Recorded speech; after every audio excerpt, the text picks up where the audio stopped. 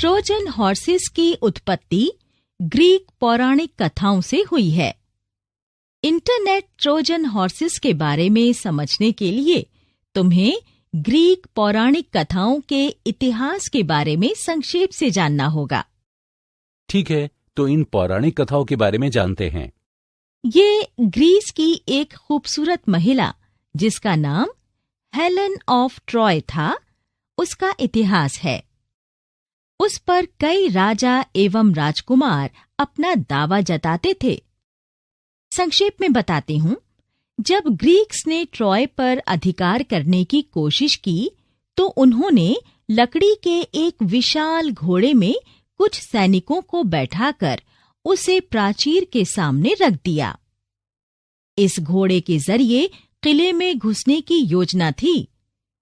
Troy के सैनिक अनजाने में उस लकड़ी के घोड़े को किले के अंदर ले गए।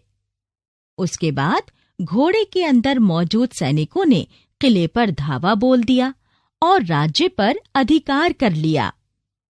इस मालवेयर को बनाने में इसी चालाकी का इस्तेमाल किया गया और उसे उपयुक्त नाम ट्रोजन हॉर्स दिया गया।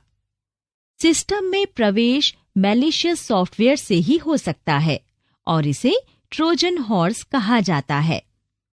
पहली नजर में ये काफी उपयोगी सॉफ्टवेयर लगता है, पर एक बार कंप्यूटर में इंस्टॉल या शुरू होने के बाद भारी क्षति करता है।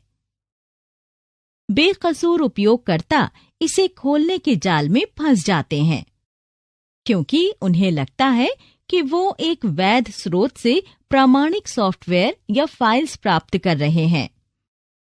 जब ट्रोजन सिस्टम में सक्रिय हो जाता है तो कई प्रकार की मुसीबतें और दूसरी गतिविधियों से फाइल्स को मिटाने और सिस्टम में संग्रहीत सूचना को बर्बाद करने जैसे गंभीर क्षति कर सकता है।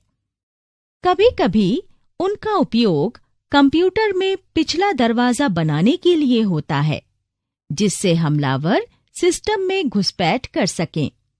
इसका मकसद गोपनीय और निजी जानकारी चोरी करना है। हालांकि वायरस और वर्म्स के विपरीत ट्रोजन्स ना ही खुद की नकल बनाते हैं और ना ही किसी फाइल को इन्फेक्ट कर खुद को बढ़ाते हैं। धन्यवाद मैम। अब मैं समझ गया हूँ कि सिस्टम में वर्म्स के खतरे से कैसे बचना है। मुझे खुशी है राजेश, तुम सिस्टम की सुरक्षा से संबंधित कुछ भी पूछ सकते हो।